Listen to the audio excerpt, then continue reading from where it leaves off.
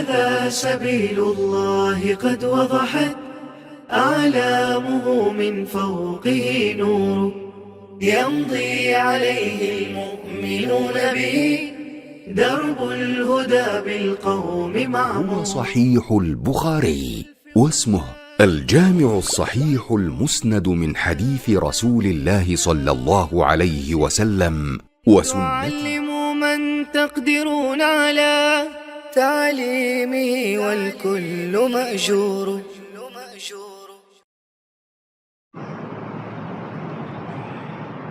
بسم اللہ الرحمن الرحیم. باب متى يصح سماع الصغیر. باب ہے چھوٹے بچے کا سننا کب درست ہے. حدثنا اسماعیل بن ابی اویس قال حدثني مالك عن ابن شهاب عن عبید اللہ بن عبد اللہ بن عتبہ عن عبد الله بن عباس رضي الله عنهما قال أقبلت راكبا على حمار أتى. عبداللہ بن عباس رضی اللہ عنہما کہتے ہیں میں گدی پر سوار ہو کر آیا. وأنا يومئذ قد ناهزت الاحتلام. اور اس دن میں بالغ ہونے کے قریب تھا. ورسول اللہ صلی اللہ علیہ وسلم یصلی بمنى الی غیر جدار. اور رسول اللہ صلی اللہ علیہ وسلم منا میں کوئی دیوار سامنے ہونے کے بغیر نماز پڑھ رہے تھے. فمررت بین یدی بعض الصف. تو میں صف کے کچھ حصے کے آگے سے گزرا. وارسلت الاتان ترتع. اور میں نے گدی کو چھوڑ دیا وہ چلنے لگی. فدخلت فی الصف. تو میں صف میں داخل ہو گیا. فلم ينکر ذلک علی. تو مجھ پر کوئی اعتراض نہیں کیا گیا. امام بخاری رحمۃ اللہ علیہ نے باب ذکر کیا ہے کہ چھوٹا جو بچہ ہے وہ کس وقت حدیث کو سن سکتا ہے اور کس عمر میں اسے بیان کر سکتا ہے. امام یحییٰ جو تھے وہ کہا کرتے تھے کہ حدیث حاصل کرنے کی جو کم از کم عمر ہے وہ 15 سال ہے. کیونکہ سیدنا عبداللہ بن عمر رضی اللہ عنہما ابھی 15 سال کو نہیں پہنچے تھے تو انہیں غزوہ احد سے واپس کر دیا گیا. تو امام احمد بن حنبل رحمۃ اللہ علیہ جو تھے وہ یہ کہا کرتے تھے کہ چھوٹا جو بچہ ہے وہ بھی حدیث کو بیان کر سکتا ہے اور حدیث کو سن سکتا ہے. رہی بات کہ سیدنا عبداللہ بن عمر رضی اللہ عنہما کو غزوہ احد سے واپس کر دیا گیا تھا تو واقعتاً ان کی عمر 15 سال نہیں تھی. حدیث کو سننے کے لیے طاقت کی ضرورت نہیں ہوتی، دماغ کی ضرورت ہوتی ہے. جبکہ لڑائی کرتے وقت اس لیے واپس کیا گیا کہ چھوٹا بچہ لڑ تو نہیں سکتا. تو یہ قیاس کرنا اس لڑائی والی بات سے تو یہ بات درست نہیں ہے. امام بخاری رحمۃ اللہ علیہ نے یہ ذکر کیا کہ سیدنا عبداللہ بن عباس رضی اللہ عنہما نے جب یہ حدیث اور یہ معاملہ جب پیش آیا تو اس وقت وہ بالغ ہونے کے قریب تھے. ابھی بالغ بھی نہیں ہوئے تھے، بالغ ہونے کے قریب تھے. تو یہ سارا معاملہ پیش آیا اور انہوں نے اسے یاد رکھا اور صحابہ کرام رضوان اللہ علیہم اجمعین کو یہ بیان کیا. تو چھوٹا جو بچہ ہے اس کے لیے اتنا ضروری ہے کہ وہ سمجھدار ہو، جو بات سنے اسے یاد رکھ سکتا ہو اور اسے اچھے طریقے سے آگے بیان کر سکتا ہو.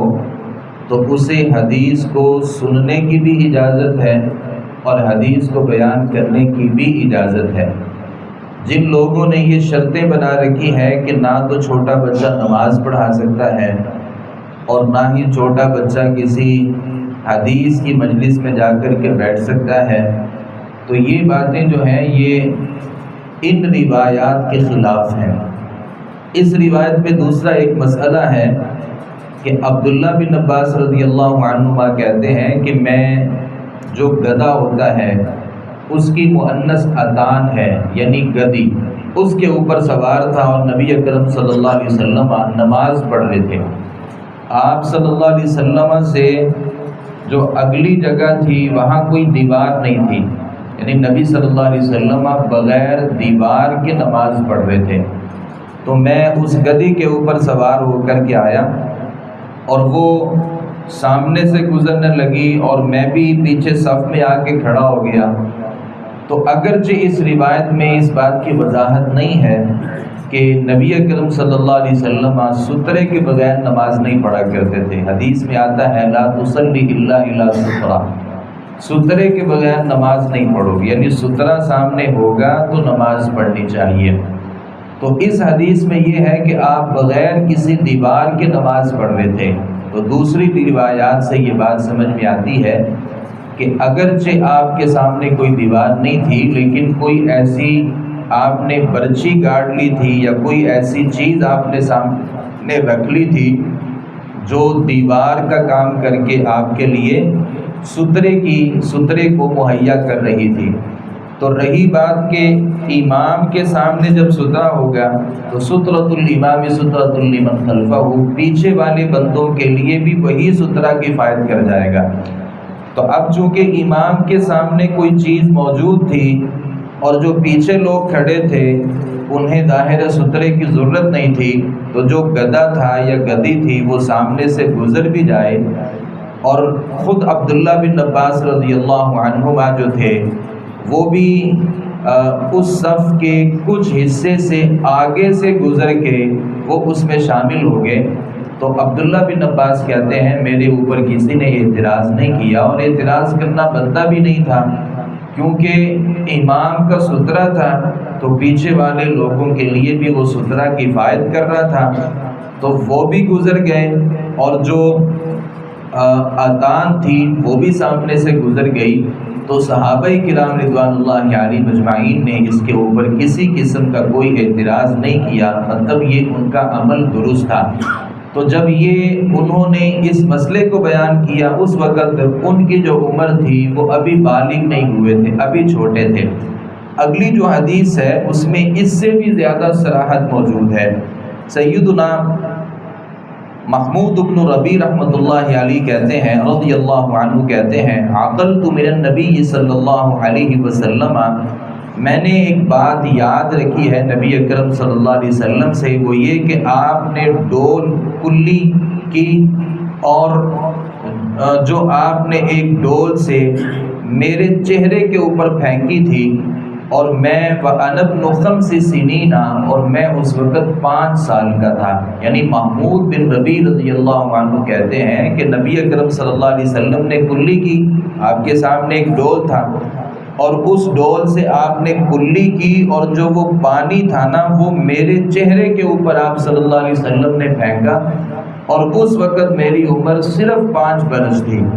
اب 5 برس کا جو ایک بچہ ہوتا ہے وہ بالغ نہیں ہوتا، لیکن چونکہ اس کا حافظہ بہتر تھا اور وہ اس بات کو یاد رکھتے تھے، تو محمود بن ربیع رحمۃ اللہ رضی اللہ عنہ نے بعد میں اس مسئلے کو جا کر کے بتایا کہ نبی اکرم صلی اللہ علیہ وسلم نے اپنے کلی کا جو پانی تھا نا وہ میرے چہرے کے اوپر پھینکا، تو میری عمر اس وقت صرف 5 سال تھی۔ تو 5 سال کا جو بچہ ہوتا ہے وہ بھی حدیث کو سیکھ سکتا ہے، یاد رکھ سکتا ہے، اسے آگے بیان کر سکتا ہے۔ یہاں یہ ایک سوال پیدا ہوتا ہے کہ نبی اکرم صلی اللہ علیہ وسلم نے اپنی کلی کا جو پانی تھا وہ چہرے کے اوپر کیوں پھینکا؟ اس کی بہت سی توجیحات ہو سکتی ہیں۔ ایک وجہ یہ ہے کہ نبی صلی اللہ علیہ وسلم اس بچے کے ساتھ دل لگی کر رہے تھے، یعنی آپ اس بچے کے ساتھ دل لگی کر رہے تھے، اس کے ساتھ مذاق کر رہے تھے۔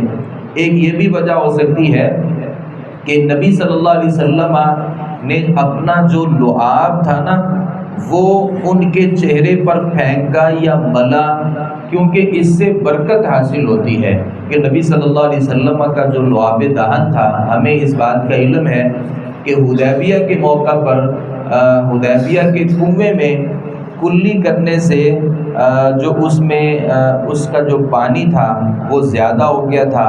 جابر رضی اللہ عنہ کی ہانڈی میں آپ صلی اللہ علیہ وسلم نے اپنا لعاب ڈالا تھا تو وہ کئی 100 لوگوں کے لیے کفایت کر گیا تھا۔ غزوہ خیبر میں علی رضی اللہ عنہ کی آنکھوں کا جب مسئلہ بنا تھا تو یہی لعاب تھا جس سے وہ ان کی آنکھیں درست ہو گئی تھیں۔ سلمہ بن اکوع رضی اللہ عنہ کی پنڈلی ٹوٹ گئی تھی تو نبی صلی اللہ علیہ وسلم نے اپنا جو لعاب تھا وہ 3 دفعہ اس کے اوپر لگایا تو ان کی جو انگلی تھی وہ درست اور صحیح اور سالم ہو گئی تھی۔ تو یہ جو لعاب تھا جو آپ نے کلی کی یہ برکت کے لیے تھا۔ تو امام بخاری رحمۃ اللہ علیہ نے اس مسئلے کو ثابت کیا ہے کہ جو 5 برس کا جو بچہ ہے اگر وہ بات یاد رکھ سکتا ہے تو وہ درس حدیث میں بھی بیٹھ سکتا ہے اور یہ قرآن اور حدیث کی جو باتیں ہیں یہ آگے جا کے لوگوں کو بھی بیان کر سکتا ہے۔ اگر وہ سمجھدار ہے تو اس کی باتیں معتبر ہیں اور انہیں تسلیم کیا جائے گا۔ اللہ تعالیٰ سے دعا ہے صحیح معنوں میں حدیث کو سمجھنے اس پر عمل کرا ہونے کی توفیق عطا فرمائے۔ وما علینا الا البلاغ المبین۔